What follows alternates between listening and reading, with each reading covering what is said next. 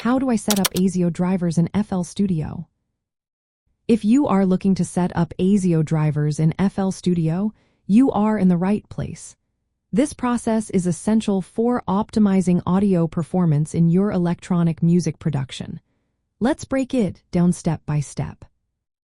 First, open FL Studio and access the audio settings. You can do this by pressing the F10 key on your keyboard or by navigating to the Options menu and selecting Audio Settings. This will open a panel where you can configure your audio device.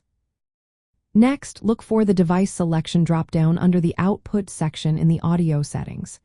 Here, you will need to select an ASIO driver from the list. FL Studio comes with its own native driver called FL Studio ASIO. However, if your audio interface has a dedicated ASIO driver, it is best to select that for optimal performance. If you do not have a dedicated ASIO driver, you can use the Universal ASIO for All driver, which works with most audio devices on Windows. If you decide to use ASIO for All, you will need to download and install it separately from the FL Studio installation. Once installed, you can select ASIO for All version 2 in the audio device list within FL Studio. After selecting your ASIO driver, click the Show ASIO Panel button in the audio settings. This will open the control panel for your ASIO driver. Here, you can adjust the buffer size and enable or disable specific audio inputs and outputs. The buffer size is important as it controls latency, which is the delay between when you input sound and when you hear it. A lower buffer size reduces latency but increases the load on your computer's processor, which may lead to audio glitches.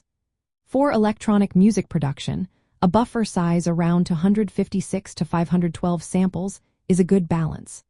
This provides responsive playback and recording without overloading your computer. If you are using ASIO for All, make sure the correct audio outputs are activated in the ASIO panel. Sometimes, disabling other sound devices in Windows can help free up the audio device for exclusive use by ASIO for All, which can improve stability. Next, return to FL Studio's audio settings and confirm that the input and output devices match your ASIO driver and hardware. This ensures that FL Studio sends and receives audio correctly. Finally, it is time to test your audio playback and recording. Play a project or test sound to check if the audio is routed properly. If you encounter any issues with sound or glitches, revisit the ASIO control panel to tweak buffer sizes or device activation.